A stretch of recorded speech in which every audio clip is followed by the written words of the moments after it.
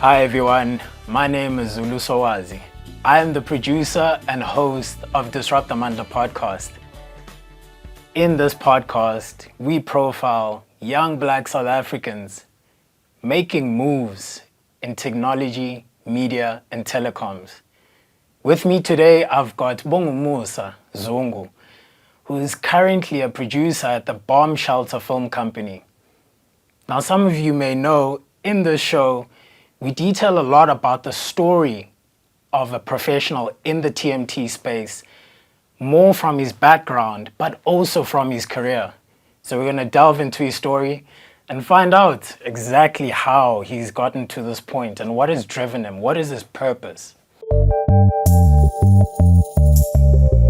Hi everyone, my name is Bongumusa Zungu. I'm a filmmaker, I'm a producer. I love telling African stories. And this year and last year, for the last 6 years, I've been working on the biggest show that I've ever worked on, called Shaka Ilembe, and I can't wait for South Africans, African people, and the world to see it. Bongumusa, thanks for joining me, bro. Most welcome, brother. Yeah, I appreciate it, man. It's been a bit of a struggle, you know how production is. It's a hectic struggle, like, Definitely. Yeah, getting people on board. But we're going to be talking about your story, and we're going to be talking about how exactly it's impacted your life, your career, you know, from the challenges to the successes and the lessons along the way. And, you know, we did have a discussion beforehand, and we've known each other for just over a year.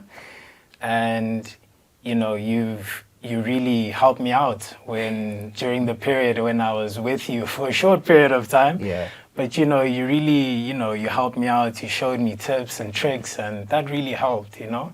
Most welcome. I really appreciate that, yeah. Thank you for having me. No, yeah, thanks for coming, man. All good. Yeah. All good, brother. So maybe let's start off by saying, where does it mean, or rather, what does it mean to be a producer in South Africa today? Whoa, a very broad question. What does it mean to be a South African producer, South African filmmaker? Yeah. In South Africa today? It means that you have the opportunity, the platform to tell your stories, to tell South African stories, to Africans, to South Africans, to tell the story that you want to tell abroad, and to tell it truthfully. Yeah. And to tell it with authenticity. That is what it means. How did the people who you worked with help you see the industry and help you move through the industry? Like, how did that influence you, like, to get you to where you are today? All right. Being in the industry, working in the industry with the greats like Angus Gibson, Desiree Magraf, Mpho Twala, who's in the commercial space, Kutlwano Ditsele, who literally was side by side with me in the casting space. It helped me so much because I had to learn from Susanna Ward, who's in production, to Kutlwano Ditsele. He's from casting when we were both at Bomb, and now he's an executive producer of Sariti. I got to learn so much and learn with each discipline and part of production. And then obviously being with Angus, you learn how he tells the story and what he's thinking. He's more creative. And with Desiree, on the other hand, she's more business. At the same time, she has to think creatively as well in terms of story, because what she's selling at the end of the day is story. So on my end, I got to learn from the best of both worlds, the business side and the creative side. And having the privilege to also work with the other legend, Tebogo Mahlatsi, I got to taste, and also the other great. There's so many greats. Tebogo Malope, another great director and phenomenal filmmaker. So I got to absorb, learn, and enhance the skill that I've learned from each and every one of them to my own. I've had the privilege and the honor to to grasp all those moments, and they've helped me to where I am now. Sure, that's dope. Yeah. That's dope. And like, when when we were in that brief period together, I noticed that you always had like pressure, but you somehow managed to maintain like a cool head throughout, like just, moving and like, okay, calculating, okay, I need to do this, I need to do that. And is that as a result of like, watching, your mentors and watching the greats and seeing exactly how they handle the production process? Yeah, our industry is always tight. There's a lot of pressure, and one thing goes wrong, it can disrupt a lot of things. So you need that one individual that will be calm, that will step back and look at things from outside the box, and then proceed and find a solution. So if you're not calm, it will make a ripple effect of the problem. So the one thing about myself, which I really know, is I'll be calm under tight pressure, no matter what. Just gotta keep calm and look at things from outside the box. Pause for a minute, and just think before you move. Yeah. Think before you move. And I think that skill, firstly, I adapted it from my mom, just to keep calm. And then in the workspace, I got it from an Angus Gibson, and it's rubbed off very well. Yeah. Very, very well. So yeah. Angus is such a cool guy. I'm sorry, that guy is so cool. Like, he's such a cool guy. Angus is a G. Yeah, the OG. Even like his dress code, bro. Like, he's like a style god. He's like a Kanye. Literally. I can say that freely. Yeah, he's definitely a style. And he's a nice guy, man. Like, he's really dope, Lovely human being. Lovely. The one thing about Angus is he always remembers everyone's name. That's the first thing he says. You must remember everyone's name on set. Everyone, like like on working on Shaka Ilembe, he would just like come and ask me like, Bongumusa, please remind me the name of the gentleman, and that's your task. You remember everyone's name.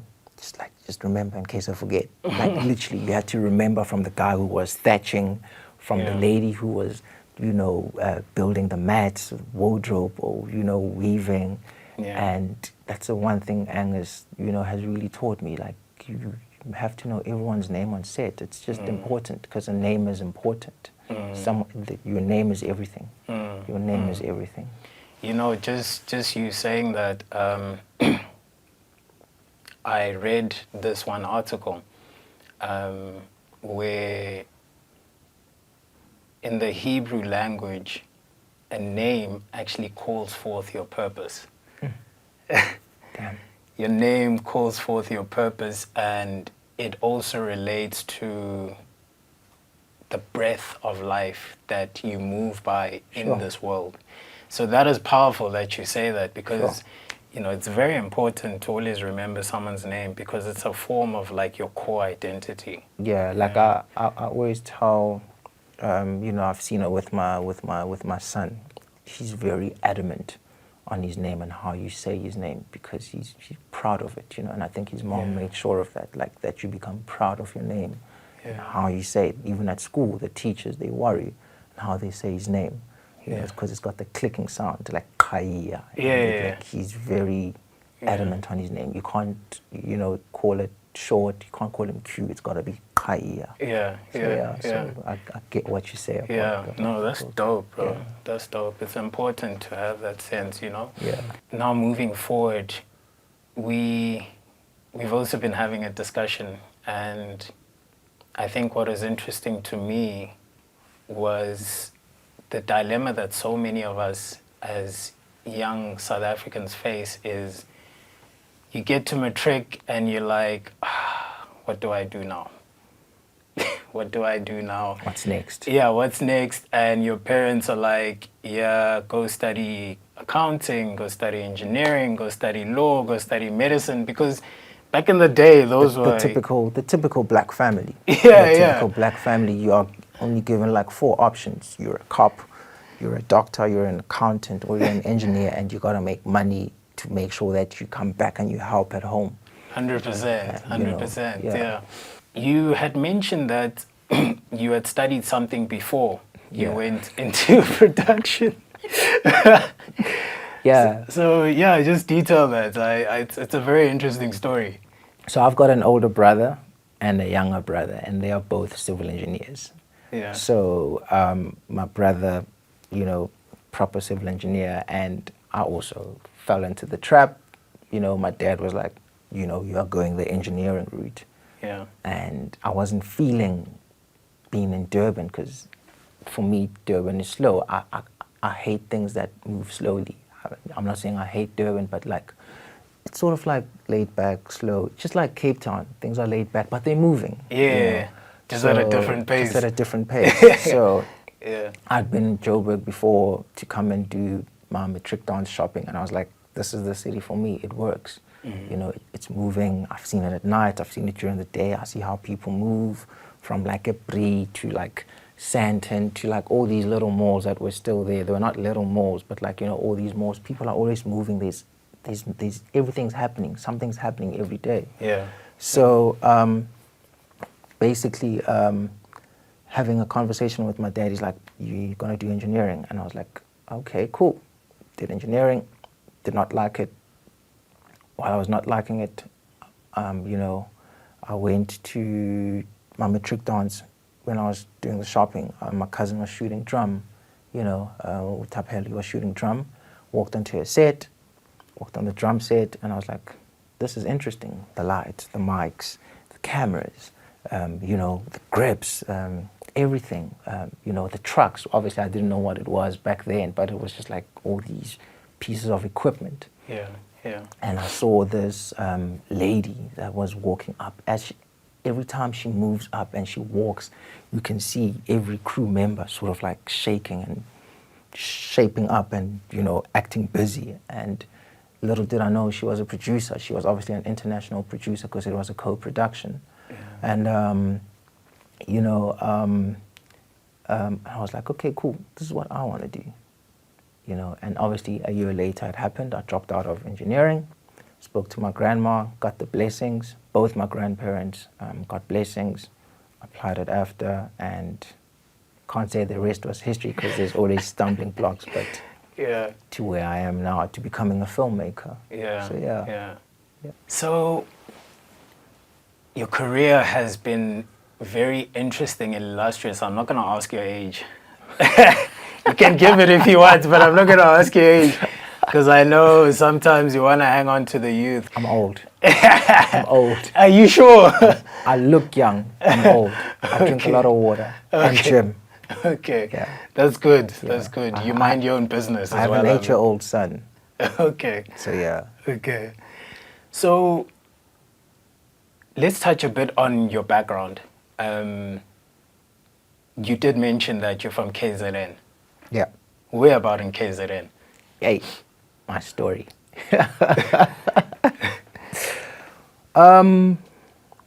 Okay. Born Eshowe. Both my parents, my dad's a priest, my mom's a retired high school and primary school teacher. So as you can see, you know, the dynamics, strict dad, strict mom, education is important. Yeah. Religious on the other hand. So born Eshowe, grew up in Ngutu, KwaNongoma, eSkhawini, Empangeni, Richards Bay, Eshowe, Durban, KwaNongoma, you know. So all these places I've moved around in my career or in my youth as a child, you know, growing up. Yeah. Different primary schools every time, and ended up in Ladysmith. And my parents got divorced, but are still great parents, you know, nonetheless. So I am a KZN. I'd like to say I'm a KZN farm boy. Everywhere in KZN is home for me. You know, if I can go now, I'll end up at Maritzburg. You know, I'll have a home to sleep at. Yeah. I'll end up at Port Shepstone. I'll have a home to sleep at. I've got family all over. Sure. But home for me is Ladysmith, my mom's side, where my mom's house is. And then home for me is Durban. And home for me is Eshowe, where I was born. You know, so yeah, it's Eshowe, Ladysmith, and Durban. Yeah. So yeah, I've got like childhood friends from all over. Yeah. So that's home for me. Maybe let me give the background. As Zulu, because I know Zulu guys, they're like, you know, you guys are very, South Africans in general have like this hardcoreness about manliness. Yeah. Even though you're in the city or wherever the case may be, and I think across the continent, but, you know, I've only been to Kenya, Swaziland. It was such a blessing going to Kenya because I went to Nairobi and Mombasa. Fantastic. And Beautiful countries. Beautiful. I think just on that, for me, the most beautiful thing about going to Kenya was experiencing a different culture. With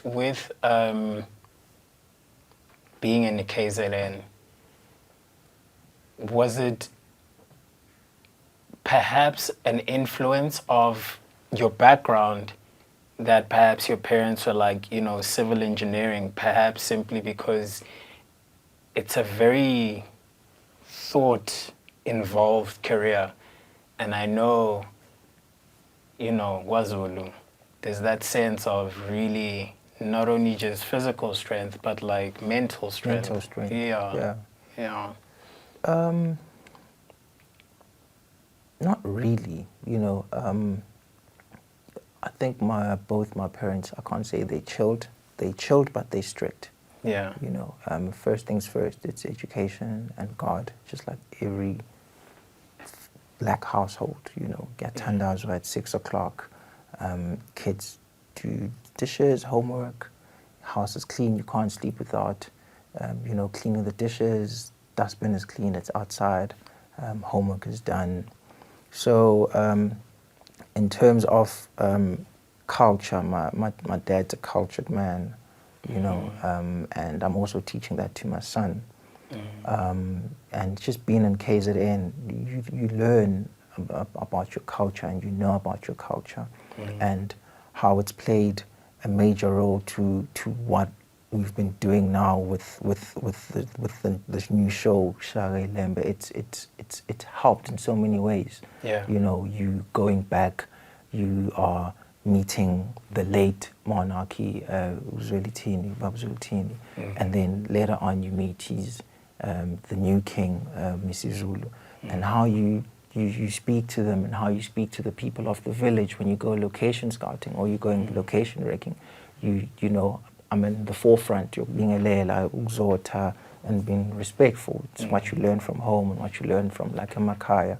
Yeah. It's played a major role. You know, it's helped me in so many ways. You know, because obviously moving into the city, you can't forget those roots and just, you know, the little nuances of just knowing how to get into a household. So KZN culture or being Zulu, it's not just Zulu only, you know, there's so many Maxhosa, Mapedi, Matswana, it's just African culture. It's in every household. It's played a major role in everywhere I go, not just KZN, everywhere across other countries. Yeah. Yeah.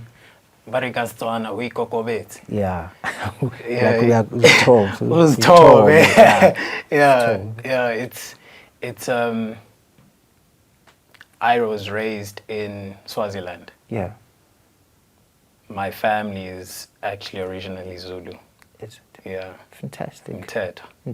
Yeah. Okay. My mom's side.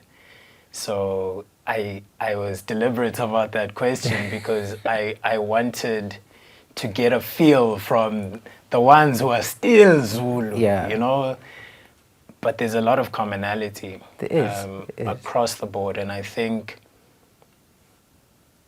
once you come to understand the history of the world, you then begin to understand that as a filmmaker, we have a responsibility to As storytellers. Yeah, as storytellers. First. Yeah. To really get the nuances of a culture, but also to bring people together.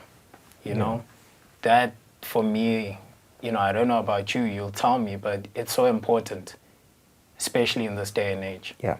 And It's crucial. yeah, that's one thing we must be unapologetic about. Definitely. Yeah. Without a doubt, man. Without a doubt, because we've learned it from our parents, from our grandparents, and we gotta obviously still leave it onto our kids and the next generation. It's crucial. It's very crucial what we leave behind and what we tell.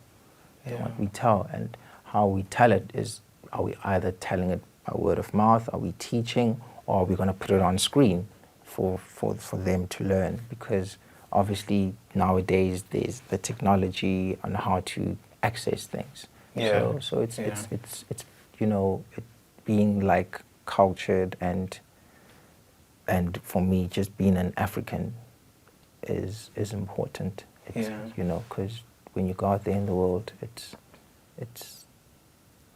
just something else. It's just something else. And by the way, like that Uzungu is from Manzini, and you from Swaziland, because the clan. You lie, bro. Yeah, Manzini, Uzungu is from Manzini, so I've got family, Swaziland. You lie, bro.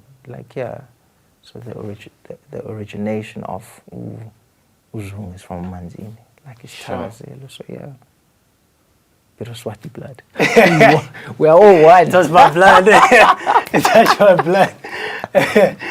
We're all one. So yeah. Sure, that's dope. That's dope. Definitely. But I think from, we've touched a bit about your background. You said you've worked on probably the biggest project of your career thus far. Yeah. How did that feel like? Hey. First and foremost, I gotta give respect to each and every person that has worked on this project.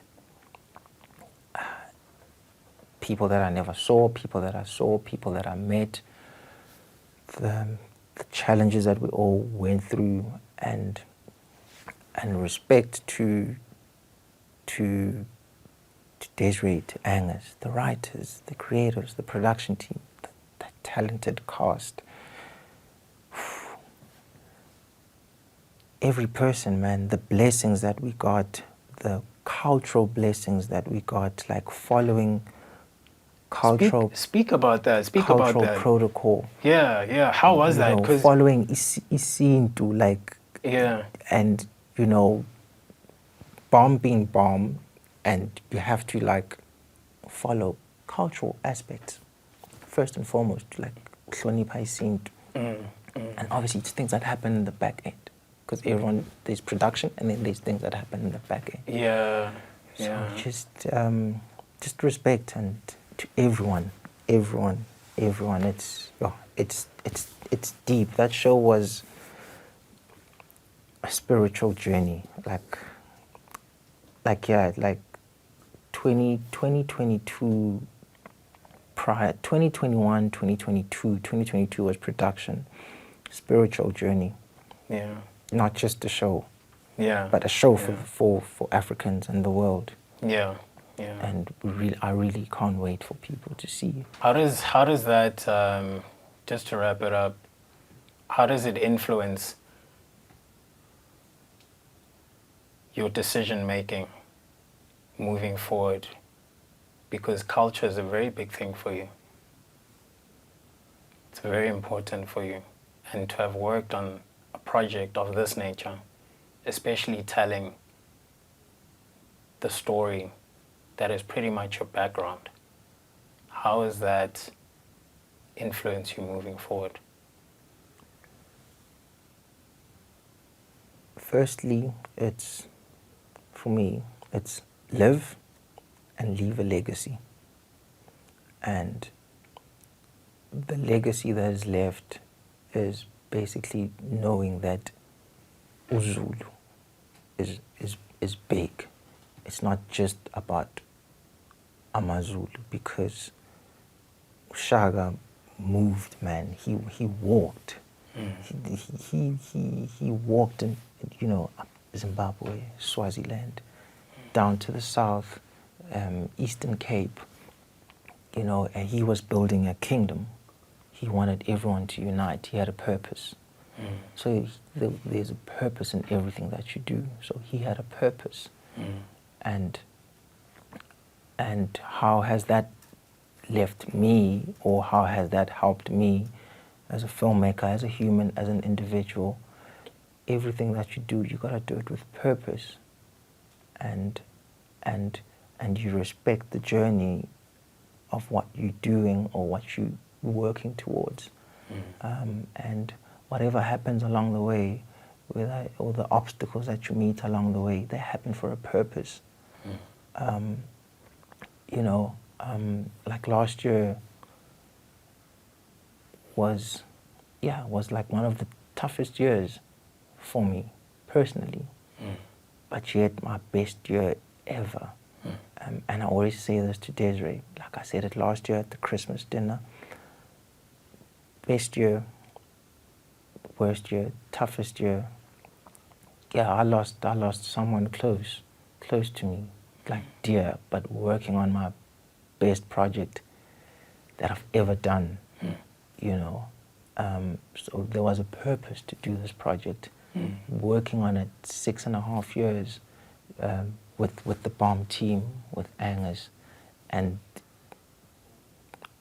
there was a reason why whatever happened, why I lost someone, and it changed my way of thinking and life, and what I'm fighting for, what I'm working towards.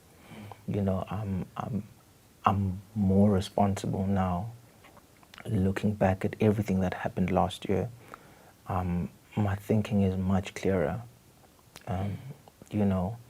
Every time I do things, even my work mode now, as we are in marketing and post-production for Shaka Ilembe, and whatever I do outside of work, things are different now.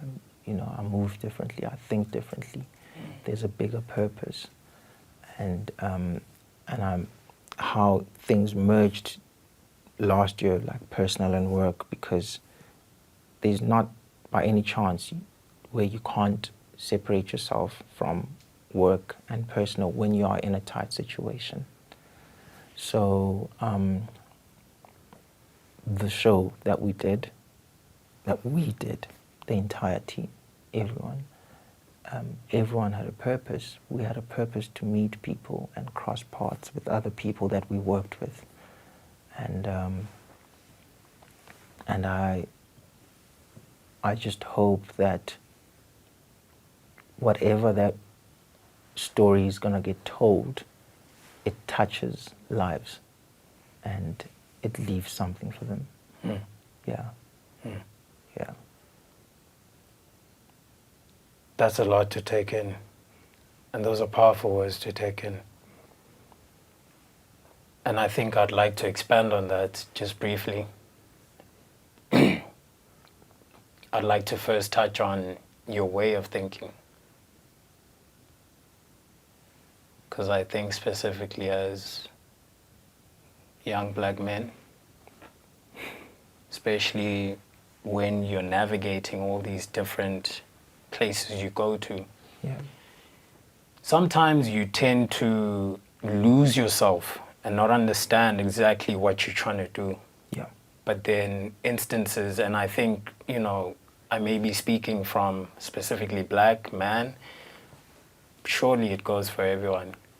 True. How has these experiences in the past year led you into a particular way of thinking? Can you describe that particular way of thinking? I think it's very important because it helps us understand what exactly your journey has been previously that we've discussed, but now this part.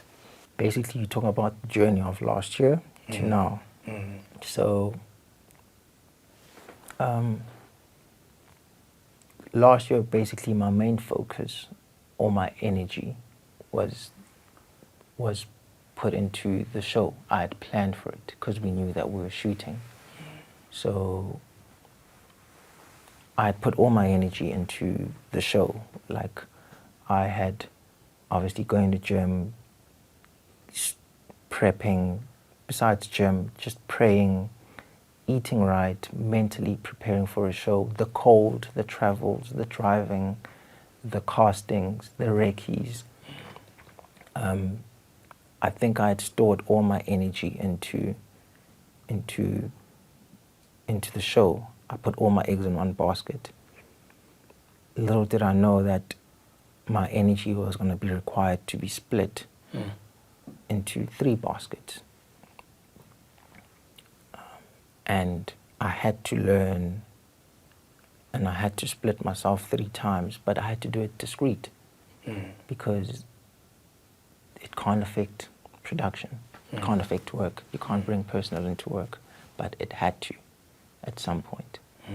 But you can't break at the same time as a man, because us as men, we keep things, we bottle things. I bottle my things. And only when I go to gym, when I don't have my phones close to me, and I've just got myself and my thoughts, the bench press, or I'm running, or I'm swimming, or I'm in the sauna, that's when I let out my things. I let out my things. I'm in the sauna, just punching in the air. I'm in the swimming pool, I go underwater, I scream, I let it out. I'm at gym, I keep going with the push-ups and I can't stop until the hands and the core is numb. And that's how you let out. So last year I had to learn to basically how to split my energy or my thoughts or whatever I do into 3 things, because I felt like I was neglecting family and the personal side. I had to put energy into my son. I had to put energy into the late mother of my kid, who was battling with cancer, and while shooting the biggest show in the country, or the best show that I've ever worked on, and at the same time keep calm. So, I think a whole lot of black men and men, I can't even say black men, men in general, we try to be strong with a lot of things, and it affects us in the long run because we are not made to speak up, we are not made to cry, but we have to learn how to cry, we have to learn how to speak up, we have to learn how to get help. We have to learn to go to therapy. We have to learn to be together and not compete against each other, and not. We gotta unite and conquer together. So last year, I learned so much. I really learned so much, and I'm applying those methods now, and I'm learning to speak more instead of bottling things up, because I get damaged in the long run, because I think as an individual, you are the root of everything. Your energy is required at work, your energy is required at home, your energy is required by your companion, and family members. So I've learned to speak. I've learned to not hoard whatever I'm feeling, and obviously you divide the energy, I like whatever I'm doing, you divide it. It's work time, it's time to go focus on my kid, I go focus on my kid and put all the attention, which is what I did with the first part of this year, 2023. I had to make sure that my kid, my son and I are in a good space. Our industry is always a rush. It's always a rush to deliver, a rush to, you know, on the production level, always deliver for the client. The client wants this, the TX date. It's a rush. So there's got to be a moment where you literally pause. And just step back. And step back. Yeah.